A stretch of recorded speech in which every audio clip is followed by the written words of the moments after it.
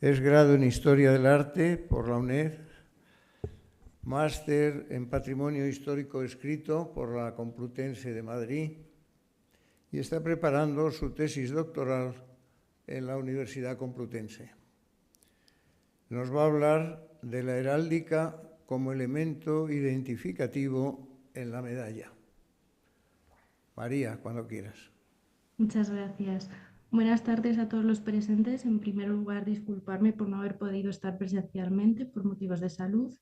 Me gustaría agradecer tanto a la Secretaría del Congreso como al Comité Científico de este Congreso que me hayan facilitado estar hoy aquí, aunque sea de forma digital, y que hayan seleccionado mi propuesta para poder estar hablando aquí en estas jornadas sobre la importancia de la heráldica. Les voy a compartir ahora mi presentación. Un segundo.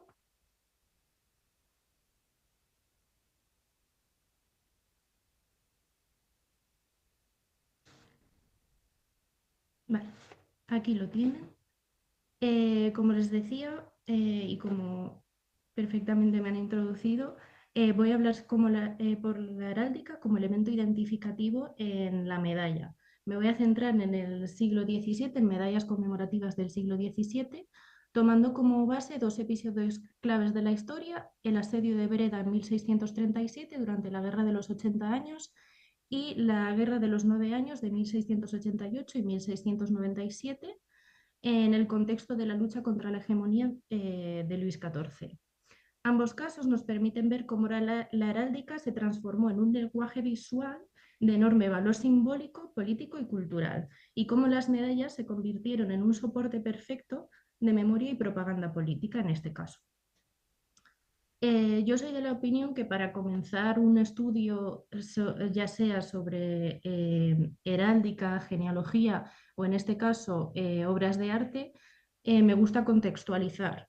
Entonces, para poder contextualizar el tema que vamos aquí a tratar, me gustaría comenzar dando unas breves notas sobre el origen y la evolución de la heráldica y la medallística en el siglo que nos interesa, que en este caso es el XVII. La heráldica, como todos bien saben y más en este congreso, hunde sus raíces en la antigüedad clásica. Al principio se utilizaron como símbolos de los guerreros, adscrito a los conflictos bélicos. En la Edad Media iría convirtiéndose en un emblema de la nobleza y de cierto reconocimiento y seña de identidad para este estamento. Para reconocer así a los aliados, sobre todo en contextos de guerra, pero pronto iría adquiriendo un sistema con lógica interna y normas jurídicas en cuanto a los elementos que se utilizaban dentro de la heráldica. Ya en el siglo XVII vemos que se convierte en un discurso visual del linaje. Los escudos adquieren un símbolo de poder y se convierten asimismo también en un elemento útil para conseguir el ascenso social. Además, es en el siglo XVII cuando se experimenta una racionalización del sistema, siendo los ejemplos más interesantes Salazar, Castro y Avilés. Por otro lado, en paralelo, la medallística también hunde sus raíces en la antigüedad, sobre todo en Grecia, Roma y Fenicia. Es interesante tener esto en cuenta porque, como ha dicho Chema, la numismática, las monedas ya tenían ese concepto de soporte de propaganda política, y la medalla será una evolución lógica de eso que ya se experimentaba con las monedas, pero ahora en un soporte artístico. Sin embargo, no será hasta el Renacimiento cuando este arte metálico adquiera ese estamento de arte equiparable a la escultura o la pintura. Gracias a uno de los grabadores más famosos de la época, Pisanello, que utilizó este nuevo soporte para sus creaciones artísticas y siguió manteniendo ese elemento de propaganda política, eh, ahora sabiendo que la medalla es un soporte muy transportable y duradero. En el siglo XVII se convertirá en una herramienta cortesana y de intercambio entre las élites, puesto que la medalla, a diferencia de la moneda, no llegaba a todo el mundo, estaba reservada a una élite muy selecta. Además, es en este momento cuando surge lo que conocemos como historias metálicas con las medallas como protagonistas. ¿Esto qué quiere decir? Que gracias a la imprenta se empiezan a realizar libros en los que se reproducen estas pequeñas obras de arte y gracias a ellas se consiguen estructurar historias en torno pues, a un personaje, a un conflicto. Uno de los ejemplos más destacados del momento sería la historia metálica de Luis XIV. Ahora vamos a pasar a la primera medalla. Como les he dicho anteriormente, me gusta contextualizar las cosas antes de pasar a un análisis más profundo. La primera medalla hace relación a la toma de Breda por el príncipe de Orange en 1637. Se establece este conflicto dentro de la Guerra de los 80 años y Federico Enrique de Orange-Nassau, sucesor de Mauricio de Nassau, lidera la ofensiva para recuperar el enclave. El asedio de 1637 concluye con éxito gracias a la estrategia militar eficaz que desarrolló Federico Enrique, basado en un asedio ofensivo con líneas fortificadas, trincheras y brechas en murallas. La reacción española no consiguió el efecto deseado, se basaba en una maniobra de distracción del cardenal Infante, que fracasó con el consiguiente desenlace de la capitulación de Breda en 1637. La consecuencia de este conflicto fue que Breda pasó a formar definitivamente parte de las Provincias Unidas. El impacto cultural fue sin duda, en parte, uno de los más destacados sería la producción de esta serie de medallas realizadas por Jan Luz, de cuya serie, una de ellas, uno de estos ejemplares los conservamos hoy en día en el Museo Casa de la Moneda. Y es este ejemplar en el que vamos a basar parte de este estudio. Este es el anverso del ejemplar del que les estoy hablando. El programa iconográfico del anverso es lo más interesante para este estudio. En la parte superior del campo de la medalla vemos el nombre de Dios en hebreo. Bajo este, el brazo armado de Federico Enrique. Y en la zona inferior del campo, a la izquierda, una referencia a la toma por sorpresa que tuvo la ciudad en 1590, junto a la figura del hambre, recordando el asedio de 1625, encabezado por Spínola. Además, en el centro de la medalla nos encontramos el escudo de Federico Enrique presidiendo el campo, representando sus dominios. Por lo tanto, aquí la heráldica vemos que se convierte en una firma visual de poder y legitimidad. Todo esto, además, queda reforzado por la leyenda, que se la he figurado aquí, que transcrita sería antes el camino del hambre o de la astucia, pero ahora el camino estaba pavimentado por la violencia.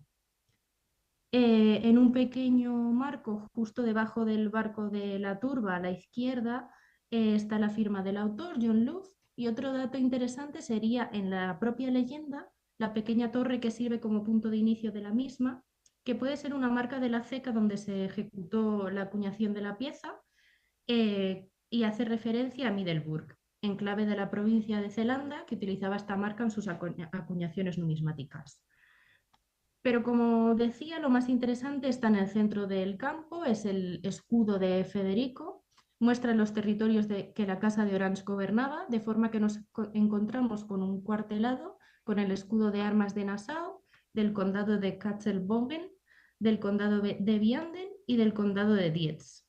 Y tres escusones, en la parte superior Meurs, en la parte inferior Buren y en el centro del escudo el escudo de armas de la familia de Chalon-Orange, formado por un cuartelado con los escudos de Chalon, Orange y Ginebra. Por otro lado, en el reverso de la medalla nos encontramos con una inscripción en latín que celebra la liberación de la ciudad. Está dominado casi en su totalidad el campo de esta medalla por esta inscripción, enmarcada por hiedra y con las armas coronadas de las Provincias Unidas en la zona superior. La inscripción, su traducción sería: dedicado al Dios muy bueno y grande, la mano derecha armada de su Alteza, Federico Enrique, príncipe de Orange, ha superado todos los peligros de la guerra y bajo la autoridad de los padres más poderosos de las Provincias Unidas, ha restaurado finalmente la ciudad de Breda, famosa por la alianza de los holandeses contra el cruel rey, luego aún más famosa gracias a la exitosa artimaña del barco de Turba y luego mundialmente famosa por el asedio de hambre del marqués Spínola, mediante una violencia abierta a la patria unida y a su propia familia el 10 de octubre de 1639. Pero subraya que el éxito no fue del príncipe, sino también del Estado. Las últimas letras que vemos en la leyenda, SPQFB, serían Senatus Populus Que Foederati Belgi. Esto evidencia, este ejemplo de medallístico, evidencia cómo las medallas y sus símbolos servían también para expresar lealtades políticas y relaciones entre el poder militar y civil, como cita esta leyenda.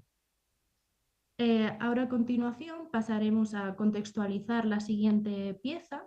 Como les dije anteriormente, esta se encuentra enmarcada dentro de la Guerra de los 9 años. Fue una medalla acuñada en Nuremberg y hace alusión a la victoria de la Gran Alianza frente a Francia y al Imperio Otomano.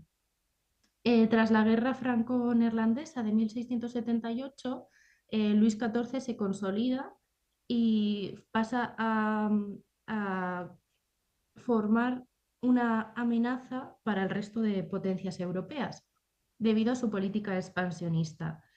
Esto deriva en que Leopoldo I decide llevar a cabo la formación de una coalición que pasaría a conocerse como la Gran Alianza en 1689, integrada por Inglaterra, el Sacro Imperio, España, la corona, la monarquía hispánica, Saboya, Venecia y Polonia, con el objetivo de frenar estos deseos expansionistas de Luis XIV. La medalla que analizamos fue acuñada en Nuremberg en 1694 por Philipp Heinrich Müller y celebra cómo Luis Guillermo de Baden lidera la defensa imperial con victorias clave en Alsacia, Peterweilen y Huy, evitando un gran avance francés. Parte de la serie de medallas que se realizaron en este momento por Müller, una de esas emisiones la conservamos también en el Museo Casa de la Moneda y se trata de esta pieza. Aquí les muestro el anverso que refleja lo más interesante de cara a este estudio, que aquí proponemos sobre la importancia de la heráldica como elemento identificativo, pues aparecen representados los aliados rodeando al estandarte del cristianismo con el crismón como protagonista, aludiendo al vínculo de la unión de la Gran Alianza contra los turcos y sus aliados los franceses. ¿Cómo aparecen representados los aliados? Pues a través de sus escudos. Estos estandartes llevan los escudos heráldicos, los escudos que aluden a estas potencias. Podemos saber así quién formaba parte de la Gran Alianza en el momento de la ejecución de la pieza, que es 1694. Y como ven, todos estos estandartes están sostenidos por 7 genios o putti desnudos, con Galea en la cabeza, que a su vez pisotean los estandartes del Reino de Francia en la zona inferior del campo a la izquierda y del Imperio Otomano. El del Imperio Otomano igual no es tan evidente, pero aparece una media luna y una cola de caballo. Una clara alusión al frente turco en este caso. De forma que nos encontramos de izquierda a derecha el Reino de Polonia, la monarquía hispánica representada solo por el cuartelado de castillos y leones, la República de Venecia, el Sacro Imperio Romano Germánico, las Provincias Unidas, Inglaterra junto a Escocia y el Ducado de Saboya, junto, como les he dicho, a los estandartes de los enemigos que son pisoteados por los putti. Alrededor, la leyenda indica por el coraje y la unanimidad de los cristianos. Por otro lado, nos encontramos con un reverso algo más detallado, donde aparecen representadas la victoria, que porta laureles y palmas, símbolos clásicos del triunfo, y acompañándole aparecen las representaciones alegóricas de estas tres victorias que citamos al principio, a través de la personificación de los tres ríos de la zona más importantes, el Danubio, el Mosa y el Rin. El texto celebra esta triple victoria de los cristianos contra los enemigos, indicando Petro Baradino liberado, Huy recuperado y el Rin superado. Mientras que en el exergo el contenido epigráfico se complementa con la siguiente leyenda: triple victoria de los cristianos sobre los turcos y los aliados, y la fecha de ejecución de la medalla, 1694. Por lo tanto, ¿a qué quiero llegar con este estudio? Las conclusiones a las que he llegado es que la heráldica, a través de la medalla, se convierte en un lenguaje político destacado, utilizado como un elemento iconográfico, pero no un elemento iconográfico más, como pueden ser las personificaciones alegóricas, sino que cumple con una función de identificación y legitimidad, pues los escudos heráldicos actúan como firmas visuales que legitiman líderes, alianzas y victorias, como hemos visto. A su vez cumplen una función de propaganda y narrativa, pues integrados en estas escenas simbólicas construyen un discurso oficial y heroico, no tan oficial como el que podían elaborarse dentro de las producciones numismáticas, pero estas piezas reservadas para intercambios diplomáticos de las élites no dejan sino de reflejar cómo querían que se percibiese entre sus iguales estos acontecimientos. Por lo tanto, se trata de una representación o una plasmación de valores morales y políticos. A su vez, estas piezas adquieren una función de memoria y difusión de prestigio. No solo conmemoran, sino que inmortalizan momentos destacados de la historia, y la heráldica permite vincular estos acontecimientos históricos con X linajes, reinos o coaliciones, creando un relato así perdurable y alcanzando pues uno de los factores por los que surgió la medalla, que era el deseo de la inmortalidad. Además, se genera así un lenguaje codificado, la heráldica se convierte en un sistema visual entendible por las élites del momento y una forma de comunicación no verbal que refuerza la imagen de poder, en definitiva. Bueno, en definitiva, no quiero extenderme mucho más. Espero que hayan entendido que estas medallas no son simples objetos artísticos o conmemorativos, son instrumentos de poder visual cuidadosamente diseñados, cuyos elementos tanto epigráficos como iconográficos son muy cuidadosamente seleccionados para reforzar mensajes políticos e incluso educar, recordar y persuadir, ¿por qué no? De forma que la heráldica, en estos casos concretos, lejos de ser un ornamento, se convierte en el corazón simbólico de estos mensajes. Y nada, espero que a través del estudio de estas dos medallas, aunque haya sido breve, hayan podido comprobar la versatilidad que ofrecen estas pequeñas obras de arte, que debemos dejar de considerarlas solo como obras de arte y pasar a considerarlas también como documentos históricos, al igual que deberíamos hacer con las monedas, puesto que nos sirven para llevar a cabo investigaciones de diversa índole muy interesantes que puedan poner el valor, el uso en este caso de la heráldica como el evento identificativo en estos soportes que quizá son menos conocidos, pero sobre todo menos estudiados. Muchas gracias por su atención. Estaré encantada de responder a cualquier pregunta, duda o sugerencia que tengan y muchísimas gracias.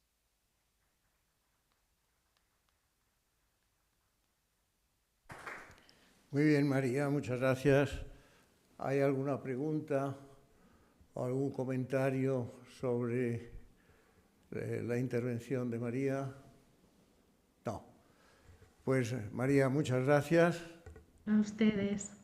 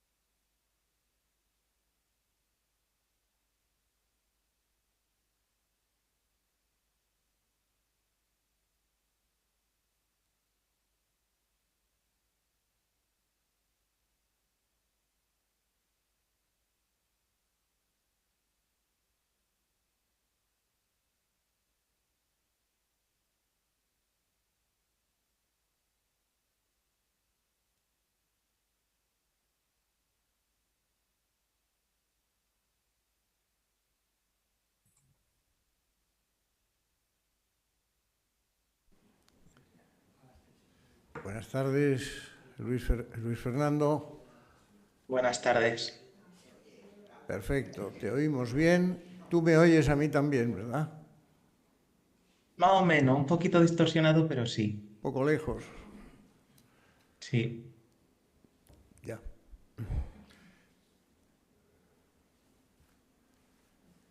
Muy bien, pues buenas tardes. Con esta intervención vamos a finalizar la jornada de esta tarde.